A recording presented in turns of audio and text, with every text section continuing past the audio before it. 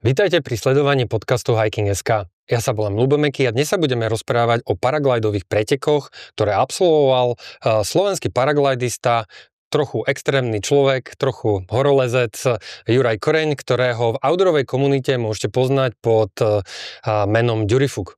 Vítaj, Ďuri. Ďakujem pekne za pozvanie.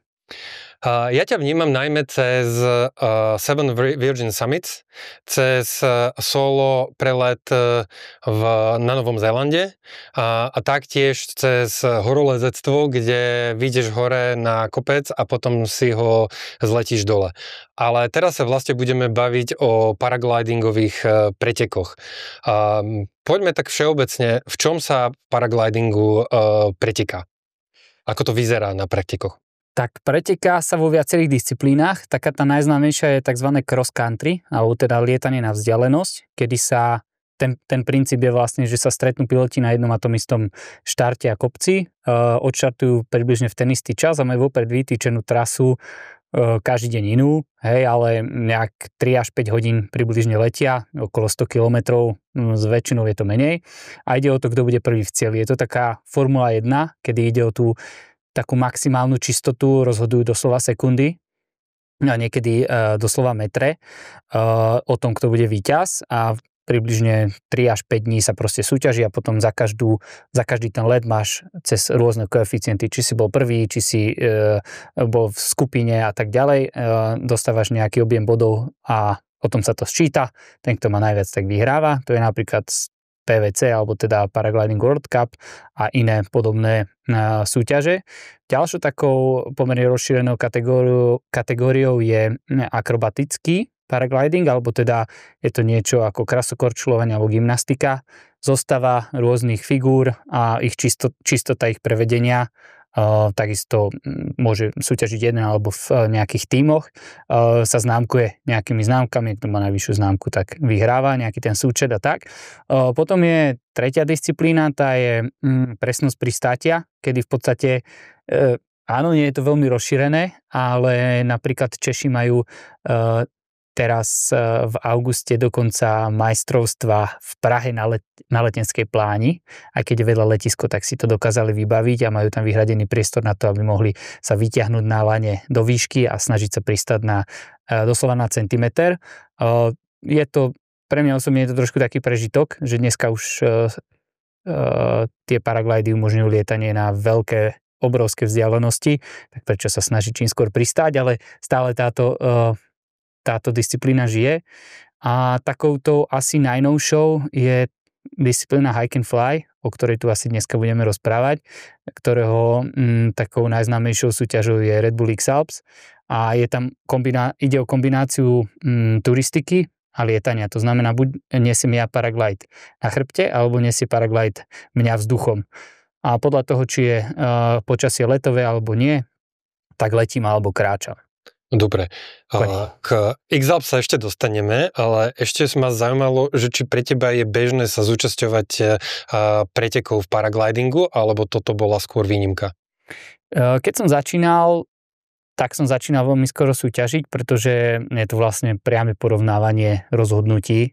Súťažil som primárne v tom cross country, teda v preletoch na vzdialenosť a myslím, že svoju poslednú takú súťaž som v 2016 na majstrovstvách Slovenska to bolo, tuším, som bol nejaký druhý alebo čo, ale moc ma to nebavilo, pretože chýbala tam teda dobrodružná časť celého toho lietania, teda dostal si sa na kopec, kde sa dostali úplne všetci, lebo tam išla buď lanovka, alebo vás vyviezli autom, letel si to, čo leteli úplne všetci, lebo ste mali tú trať veľmi presne danú a nemal som ani konkurencia schopnú výstroj, to bola jedna vec, a druhá, keď máš možnosť letieť 11 hodín, tak prečo letíš len 3? Dobre, tak poďme teraz na tie preteky X-Alps. Čím sú výnimočné? Povedz viac o tom koncepte. Táto súťaž bola vlastne pionierom v tejto kombinácii. Podľa nej sa celá tá disciplína začala rozvíjať a jej ideou je, a teda tým, prečo je taká náročná, tak to je vzdialenosť, je to jej dĺžka, ktorá tento rok mala 1283 km cez 5 štátov v Alpách a na prekonanie tej vzdialenosti si mal 12 dní limit, takže... To vychádza na tú 100 denne? Približne 106, no. Takže tá idea je pokonať sa s tým pohorím vlastnou silou a dosť často sa bavíme o situácii, že sa lieta, aj keď vtáky chodia peši, pretože bežný človek, alebo nazvime ho v tomto prípade atletom, bežný atlet tejto súťaže dokáže za hodinu pri najlepšom prebehnúť 10, možno 12 km po údolí. Ale preletieť bežne dokážeš 20-30 km, čiže za tých 17 hodín, ktoré môžeš za deň využiť na svoj pohyb, dokážeš prekonať oveľa viac kilometrov vzduchom ako po vlastných. Čiže sa snažíš čo najviac lietať aj vtedy, keď prší, aj vtedy, keď fúka, aj keď je búrka a tak ďalej. Takže sa trochu hrotí.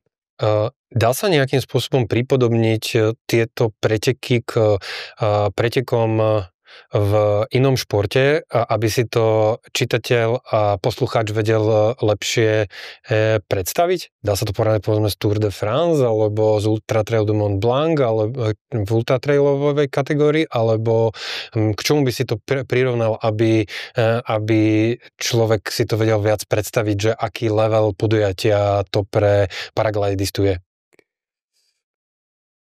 To je veľmi ťažká otázka.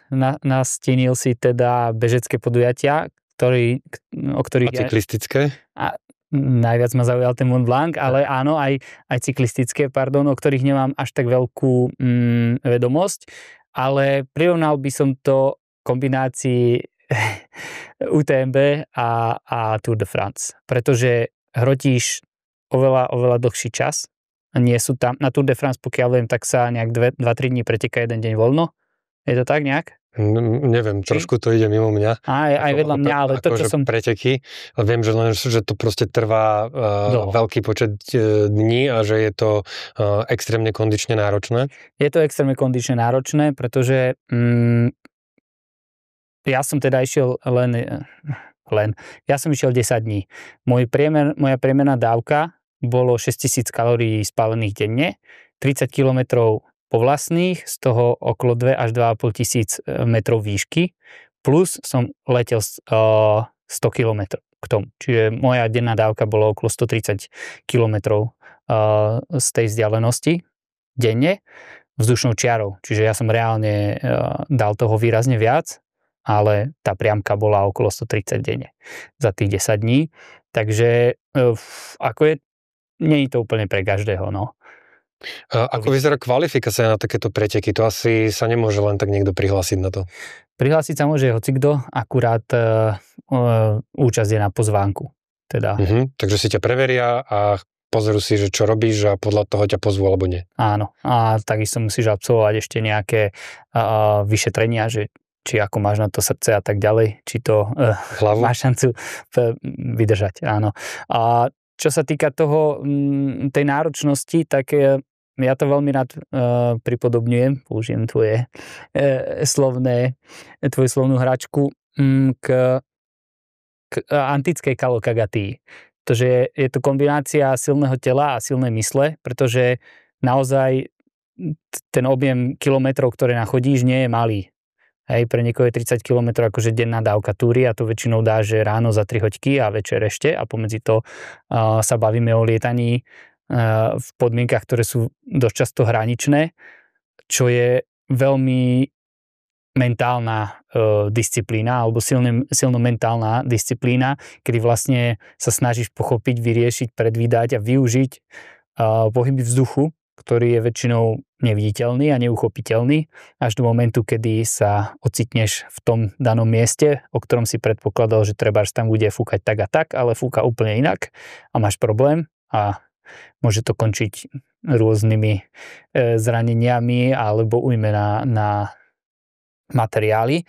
Takže netreba vedieť len šlapať ako vôľ, keď to poviem tak, ale treba vedieť aj rozmýšľať, že koľko razy, aj keď si rýchly bežec, rýchly chodec, oveľa jednoduchšie je toho chodca fakt preletieť správnou taktikou, kedy dokonca ešte aj ušetríš hodne veľa energie.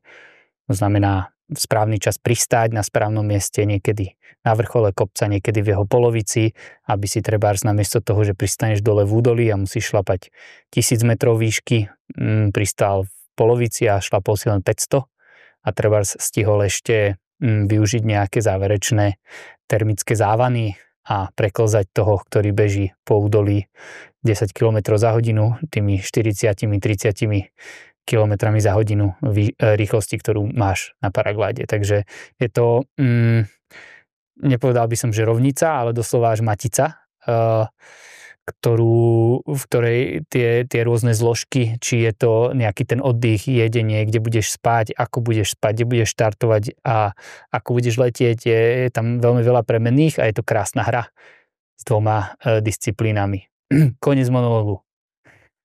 A ako vyzerala trasa? Kde to začínalo, kde to končilo a cez aké krajiny si preletel? Takže štartovali sme v rakúskom Kitzbüheli, stade sme leteli do talianskych Dolomitov, Sexten, odtiaľ cez Merano, ktoré je ešte v Taliansku, do Sankt Moricu vo Švajci, do Sankt Moricu cez ako sa to volá, Disentis na Niesen, ktorý je vlastne vrchol v oblasti Interlakenu stále vo Švajci, stade na južnej strane Mont Blancu, opäť do Talianska, stade do francúzskeho Les des Alpes, čo bola najzápadnejšia oblasť, ktorú sme navštívili, alebo teda najvzdialenejší bod od štartu. Tam sme sa otočili a leteli cez Lago Maggiore na taliansko-švajčiarskom pohraničí, Sankt Moritz, Zugspitz v Nemecku, naspäť do rakúskeho Celamsee, čo je veľmi blízko Kitzbühelu, čiže to bola taká ležatá osmička celými Alpami, dlhá 1283 km. A teda toto boli kvázi checkpointy, ktoré si musel absolvovať a ten zvýšok medzi tým bolo, ako si sám povedal, alebo tam boli nejaký letový koridor vytýčený, tá trasa, alebo to proste bolo len tak, ako si to vymyslel? V tomto je celé to hike and fly krásne, že vlastne vyberáš si vlastnú trasu, vyberáš si miesto, kde odštartuješ, kde pristaneš, ako to celé spravíš. Takže každý išiel svojou cestou. Dosť často sme leteli veľmi podobne, pretože tie vzdialenosti väčšinou boli, medzi otočnými bodmi boli veľmi krátke, takých 80-100 kilometrov, čo akože na tie padáky to je v podstate 3-hodinová záležitosť v ideálnych podmienkach. A tam to bolo dosť voľné, ale samozrejme aj v tých Alpách sú nejaké, nenazval by som to koridory, ale letové priestory, v ktorých my nemôžeme lietať, či už je to letisko alebo nejaká chránená oblasť alebo podobne, ktoré sme museli vlastne oblietať a to našu trasu vlastne, čo sa týka letu, istým spôsobom obmedzovalo a prikázané sme mali len 3 via ferraty, jednu v Dolomitoch, tá mala asi 300 výškových, jednu veľkú, tá bola asi najväčšia v Meráne, to malo nejakých 600, tuším, výškových. A to s tým padákom na chrbte? A jednu na potom si prišiel hore a odtiaľ si potom už letel. To boli prikázané pre také ozvláštnenie a ja som tomu celkom rád, lebo trošku aj s tými rukami bolo treba niečo robiť, ale boli to ľahké, len nejaké C+, takže... Ako to bolo so supportom? Mohol si mať support a nemohol si mať support alebo aké tam boli pre support tým podmienky? Táto súťaž by bez supportu nedávala zmysel, takže každý má niekoho, kto šoferuje dodávku, kde má jedlo, pitie a tak ďalej a v podstate pomáha mu maximálne možne.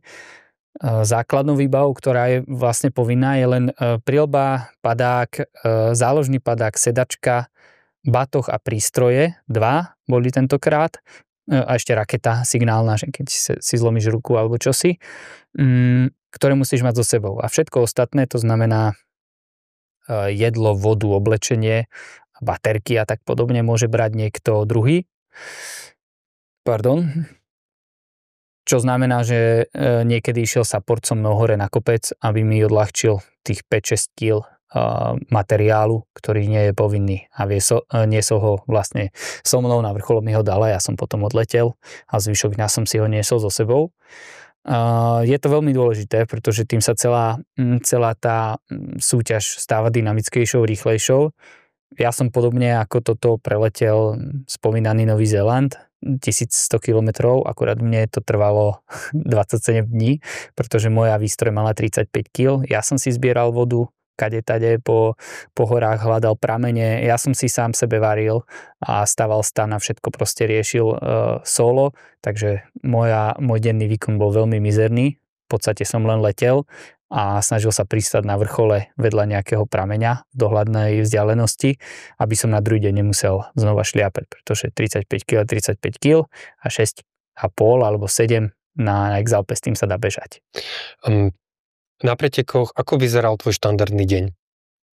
Vstával som bez budíka medzi 5:30, 6:00, že sa tak prirodzene zobudím, dal som si nejaké ľahké raňajky a cválal som s jedným saporťákom na kopec, ktorý som si vytýčil deň predtým.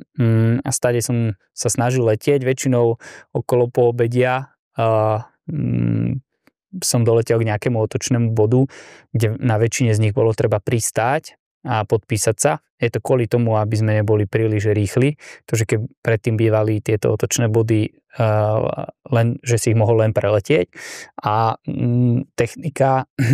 technika a vlastne skúsenosti atlétov v dnešnej dobe umožňujú lietať cez 250 až 300 km denne aj vo veľmi priemerných podmienkach počasia, takže nás takto spomalili, lebo inak ako by sa dalo naozaj ubiť tú trasu možno za 5 dní a nebolo by toľko srandy, kdežto keď pristaneš v údolí, musíš vytratiť výšku a musíš znova nastúpať peši, čo od 1000 výškových môže trvať 2,5-3 hodiny ako komu. Takže okolo obeda nejaké takéto spestrenie. Snažil som sa ešte po obede opäť výjsť na nejaký kopec, čo najnižší, ale zároveň taký, aby som z neho dokázal odletieť a pokračovať ďalej. Veľmi často sa k večeru stávala búrka, alebo teda k večeru sa veľmi často kazilo počasie do búrok, takže som bol nútený pristáť a nieraz to bola celkom drsňarina. A večer sme sa stretli okolo 9. až 10. sme to zalomili aj s chalanmi v karavane, našli sme si nejaké dobré miesto, takticky výhodné na ďalší deň pre pokračovanie. Spravili si večerný briefing, aký je na ďalší deň plán, aké je počasie, aká je nejaká pesimistická, optimistická alebo super možnosť doletieť, kam sa dostať vlastne ten cieľ ďalšieho dňa, ktorý bol minimálne 100 kilometrov.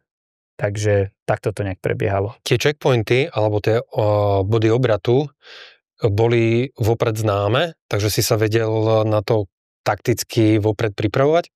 Áno, boli známe od 15. marca a ja som si zobral voľno, takže som skoro od 15. marca až do štartu vlastne lietal po trase a snažil sa ju pochopiť alebo svojím spôsobom spoznať, aby som sa vedel správne rozhodnúť počas súťaže, pretože ako to sú šialené objemy kilometrov a plochy, ktorú ty dokážeš na padáku obsiahnuť a 10 minút znamená v kľude 6 km doprava doľava, lenže 6 km na hlavnom hrebení Alp znamená celodenná pešia túra po ľadovci a zlezení po skalách a tak ďalej. Ja to preletím za 10 minút, pretože to, čo je podo mnou, až tak veľmi mi nevadí, kdežto keď chodíš, tak to, na čom stojíš, dosť rozhoduje o tvojej dennej výkonnosti.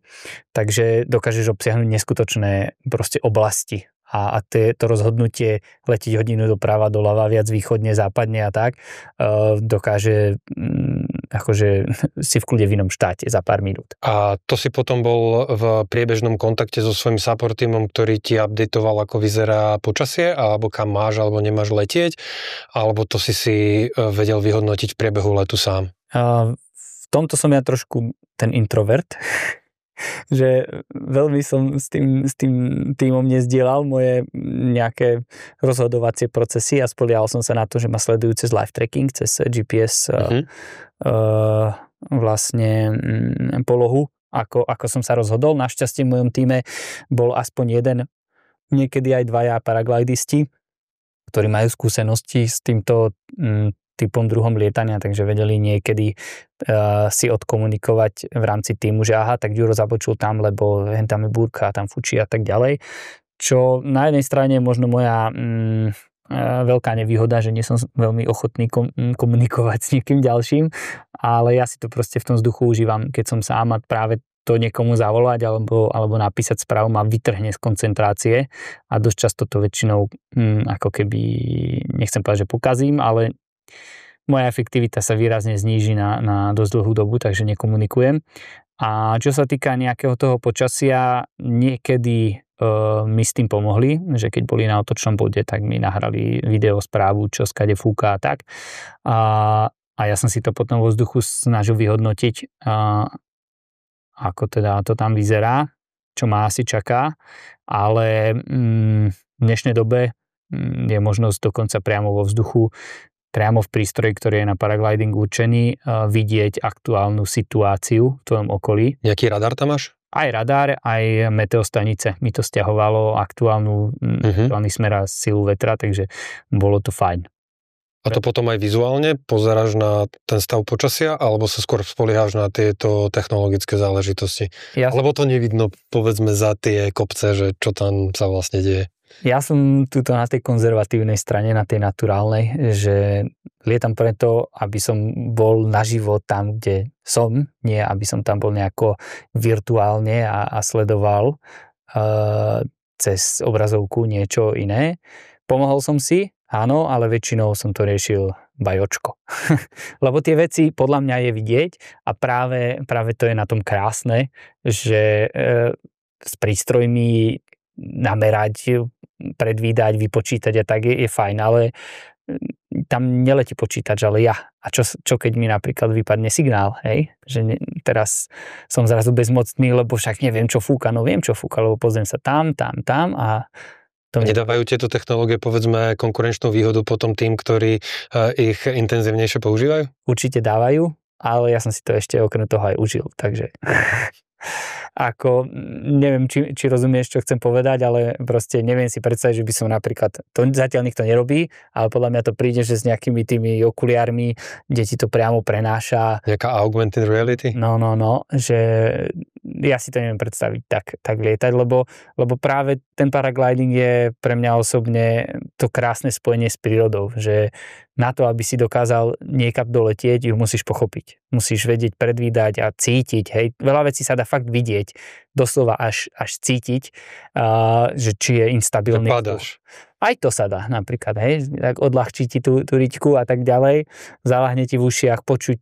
Ako pípanie potom počuješ toho prístroja, tak áno, to je jedna z vecí, ktoré aj keď teda že naturálna strana, tak bez toho vária si to neviem predstaviť, pretože je to veľmi, veľmi, veľmi neefektívne. To znamená, variometer je to pípanie, ktoré ti indikuje stúpanie, pretože ako náhle si nad terénom viac ako 100 výškových metrov, tak ten vizuál, že či stúpam alebo klesám, je v priebehu sekundy nerozoznateľný. Čiže ja nedokážem za sekundu odhadnúť v takej výške, z takej vzdialenosti, či stúpam a tým pádom som akože veľmi, veľmi, veľmi neefektívny. Dobre. Vstúpaní, koniec. Teraz si povedal, že alebo teda tie preteky sú také, že je to hike and fly a úplne prirodzene mi prichádza, že chcem asi čo najviac lietať, lebo chcem čo najmenej chodiť. Aké sú situácie, kedy si musel šlapať? Povedal si už, že si šlápal vtedy, keď si potreboval vystúpať z údolia na nejaký kopec, ktorého si vedel odštartovať. Bolo ešte nejaké iné dôvody, pre ktoré si šlápal a neletel? Áno, pri státi druhý deň som si vtedy som si myslel, že som si ruku len vyklbil, ale ja som si ju zlomil. Počas preteku. A roztrhol som si padák, takže to boli dve veci, ktoré mi nedovolili letieť, tak som vtedy šliapal. A bohužiaľ som šliapal aj dole kopcom 2000 výškových metrov, čo som cítil v nohách ešte 3 dni. A nemal si chuť odstúpiť po takomto? Domov sa chodí buď so štítom, alebo na ňom. Ako to, že ma bolí ruka, som nepokladal za nutnosť pre odstúpenie. Ja som si nezlomil komplet celú kosť durchom, ale na ramennej kosti sú dve také hrče. Ten latinský názov som zabudol, ale tie, čo vlastne riešia tie hraničné pozície, aby že ďalej dozadu ju nevieš otočiť, tak jednu z nich som si na 4/5 odlomil. Práve tým, že som vlastne ako keby mi išlo vyskočiť, ale sa toto zaprelo, ak som správne pochopil ten mechanizmus. Takže liezol som ľavou a pravú som len takto, alebo keď som potreboval šoferovať padák, tak som si ľavou zdvihol pravú a akože to šlo. Tak vtedy som išiel peši a išiel som peši ešte keď veľmi, veľmi pršalo a bola silná búrka, tak vtedy. Ale koľko si spolu nachodil z celých pretekov? Za tých 10 dní a 15 minút som prešiel 295 kilometrov, čiže okolo 29,5 denne. A bolo to podľa tvojich predstav, keď si to plánoval, alebo si výrazne viac chodil, ako si chcel? Myslím si, že to malo veľmi blízko ideálnemu plánu, ktorý hovoril o niečom podobnom. V podstate jeden jediný deň, kedy som naozaj chodil výrazne viac, ako som očakával, lebo práve ten so zlomeninou a s roztrhnutým padákom, lebo ešte s tou rukou dobre, ale mal som dieru na padáku s deštrukciou aj vnútornej konštrukcie, čiže to ako nezalepíš len tak, keď to je povrchová diera, tak to sa dá zalepiť, dá sa s tým aj letieť, ale vnútorná konštrukcia, to už by sa mi mohlo vo vzduchu rozdieľať na dve polovice a to možno mohlo byť ako keby aj tak fakt, že problém. A veľmi, veľmi, veľmi, veľmi silno fúkalo, čiže tam bolo treba sa spoľahnúť na to krídlo 100%, takže to bolo v podstate jediné, čo som naozaj nečakal, že budem musieť chodiť, ale musel som. A potom si mal druhé krídlo, ktorým si to nahradil, alebo si s týmto lietal už potom celý zvyšok? Ono to bolo tak, že pred súťažou som sa ozval jednému svojmu kamarátovi, ktorý sa venuje opravám krídel, že počúvaj Majky, lebo to sa stane, hej, že sa mi dačo tam rozdrapne, že ako ďaleko od tvojho domovu sa ti môžem ozvať, že počúvaj, potrebujem tvoju pomoc. Povedal, že 100 kilometrov a toto bolo nejakých 86, ale vzduchom, hej. Som myslel, že padačkár, tak berieme vzdušnú, no bolo to 240 po ceste, ale prišiel a vlastne ja som pristál, dal som sa nejako dokopy, trošku si zareval od bolesti a počas lezenia feraty som mu vlastne zavolal, že potrebujem jeho pomoc a kde a čo a dohodli sme, že príde a vlastne keď som vylezol feratu, spravil otočný bod a zišiel do údolia, tak už ma tam čakal, trvalo mu to asi 3 hodiny a zobral som si druhý ťažší padák do batohu, aby som teda mohol aspoň kráčať a počas večera a noci mi to zafačovalo a potom som letel s tým padákom ďalej. V podstate nevyzerá ako nový, ale fungoval ako keby sa mu nič nestalo. Koľko hodín si letel v jednom kuse najviac počas týchto pretekov? Sakriš, toto som si nenaštudoval, ale nebolo to veľa. Pretože, ako som vravel, každých 80-100 km bol otočný bod. Najdlhšie rameno bolo medzi Les des Alpes, francúzskom, a Lago Maggiore, ako sa to tam volá. To bolo asi 240, lenže letel som vlastne len jeden deň asi polovicu, asi 160 km vzduchom. To mohlo byť, kedy som štartoval. Štartoval som o 10, pristával som o 6, no, neveľa. Takých 8 hodín. A za ten čas tam stravuješ, aj sa napiješ. Aj to druhé, áno. Aj to druhé. Ale to tretie nie. Teda, presne v ten deň som chytil aj nejaké črevné problémy, ale našťastie som to aj vo vzduchu akože ošefoval. Tedy som 24 hodín nejedol, aby sa mi to vo vzduchu nevypomstilo, lebo som nedokázal udržať ani želé, ani gel, ani nič, tak čúrať sa dá, poviem to ako to je. A jesť sa takisto dá, ale samozrejme, keď letíš tých 8 hodín, tak ten obed to je nejaká tyčinka, možno nejaký energiťák, alebo proste fakt nič minimum počas trasy. Minimum. Takže všetku strávu a všetky kalórie, ktoré na toto potrebuješ, pokryješ raňajkami a večerou? Alebo teda snažíš sa? Snažíš sa, ale nepokrieš. Ale není, že každú hodinu do seba tlačíš gel ako na bicykli?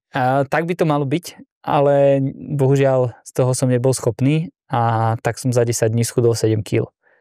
Ale tak, to zase nie je také hrozné, ja som sa vypapal predov.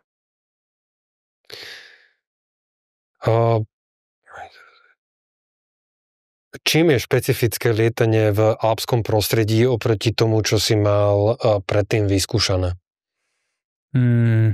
Bolo to tak, že si sa musel obávať toho, čo sa nastane, keď prejdeš cez hrebeň a že tam iným spôsobom budú fungovať tie vzdušné víry, alebo čo je iné na lietaní nad takýmto vysokým pohorím? Ak to berie, otočme to asi Slovensko versus Alpy, lebo tak mi to dáva zmysel. Alpy sú hory, ktoré majú už svoju, nazvime to doslova mikroklímu, ale možno by som to nazval až makro, pretože sú naozaj veľké a oproti Slovensku tam funguje zjednodušene, je to oveľa komplikovanejšie.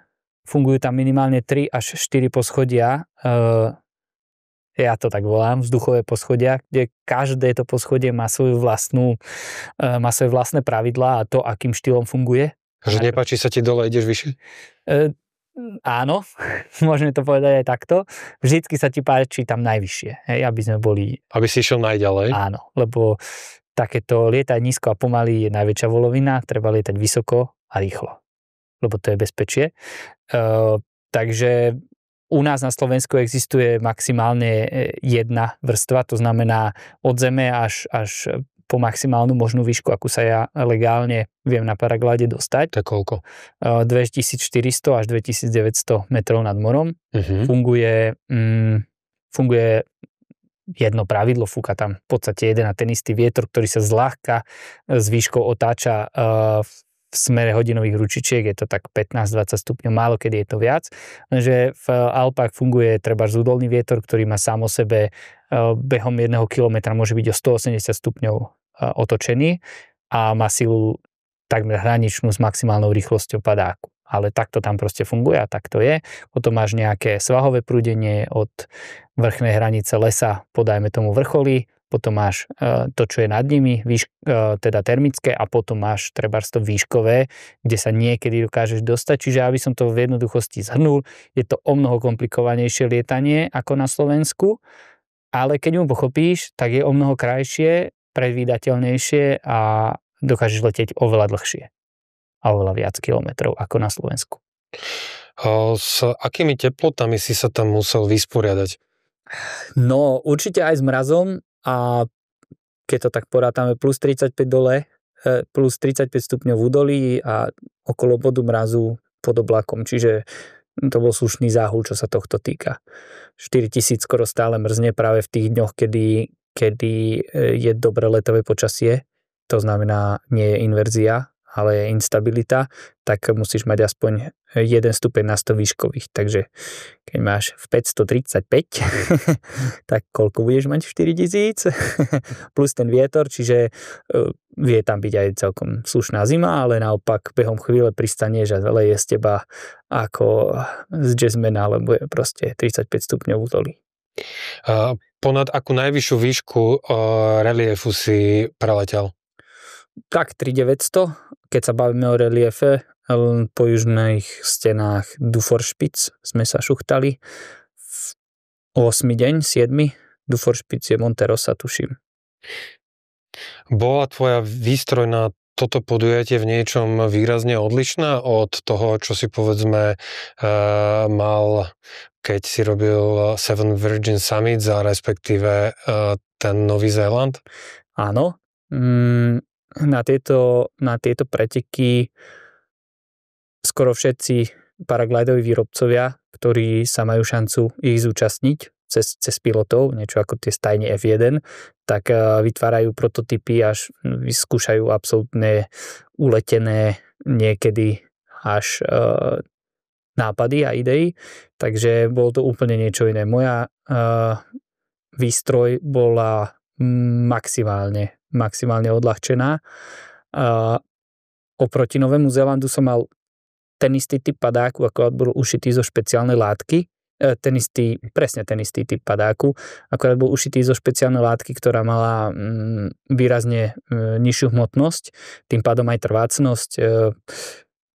napríklad tie popruhy, ktoré vedú od karabíny, týchto prvých možno 40-50 cm boli takisto o mnoho ľahšie látky, čo na jednu stranu teda máš menšiu váhu, akurát napríklad tá, nazvime to user-friendly vlastnosť, teda keď máš jednoducho tú ľahkú látku, tak sa to úplne ináč správa, ľahšie sa to niekedy motá, ľahšie to zatrhneš a tak ďalej, čiže má to svoje pre aj proti.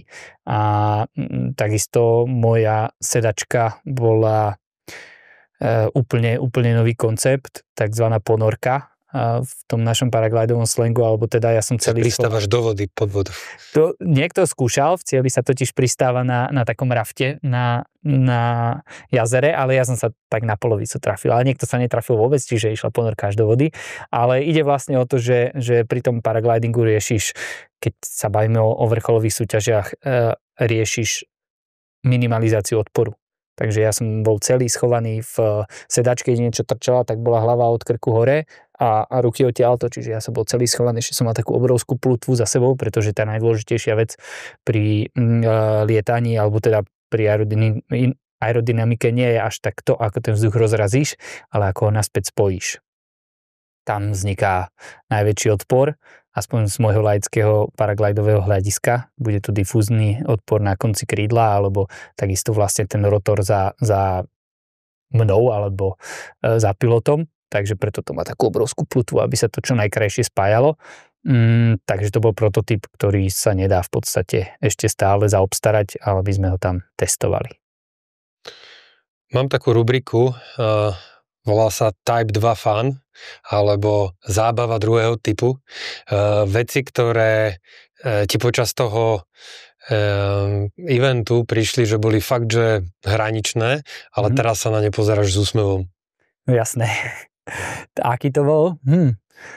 S úsmevom. Lebo čo bolo ťažké prežiť, na to sa ľahko spomína. To je áno. Ten let vo Féne, Fén je taký špecifický vietor, ktorý funguje aj teda primárne v Alpách. U nás sa to deje niekedy za málo fatrov, ale tá efekt, alebo tá sila toho slovenského Fénu je nič. Tak ja som v tom mieste, kde sme v ten deň leteli, ja som tam býval. A v taký deň by som nešiel nie že na bicykel, či liesť.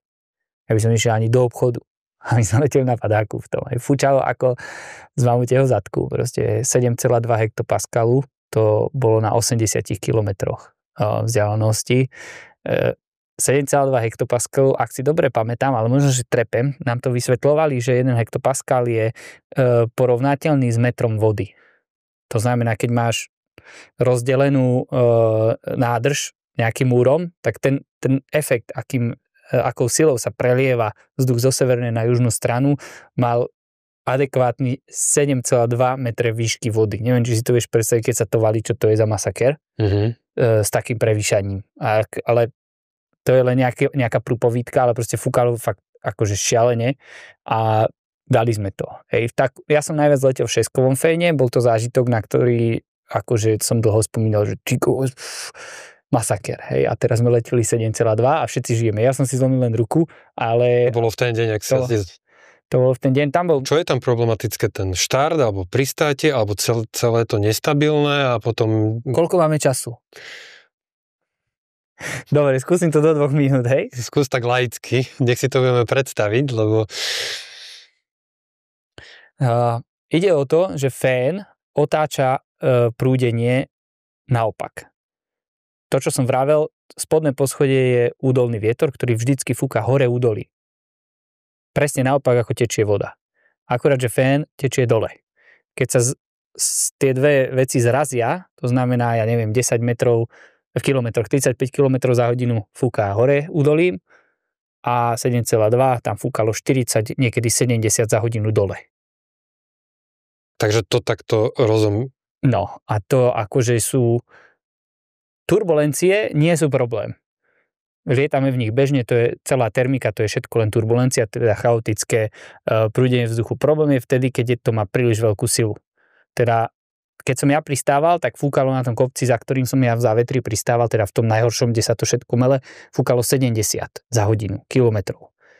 nárazoch. Hej, nie stále, ale raz 40, raz 70. Môj padák letí 35. Ja som cúval, nie veľa, ale proste trafil som stromček, ktorý som nevidel, lebo nemám späťáky. Hej, a ma na poslednú chvíľu proste na ňo zacúvalo, ja som na ňo šlápol, to mi odľahčilo padák a mňa strhlo vlastne dozadu a letel som ja neviem koľko, ale dosť ďaleko, padol som hlava, rameno a tak ako proste nejaké 2-3 otočky som sa gúlal. Čiže ide o to, že ten fén robí situáciu nezvládnutelnou pre paraglidistu, pretože naše rýchlosti sú a stabilita je výrazne nižšia, ako je tá daná situácia. To ako by si plával v Dunaji proti prúdu, no sa skús.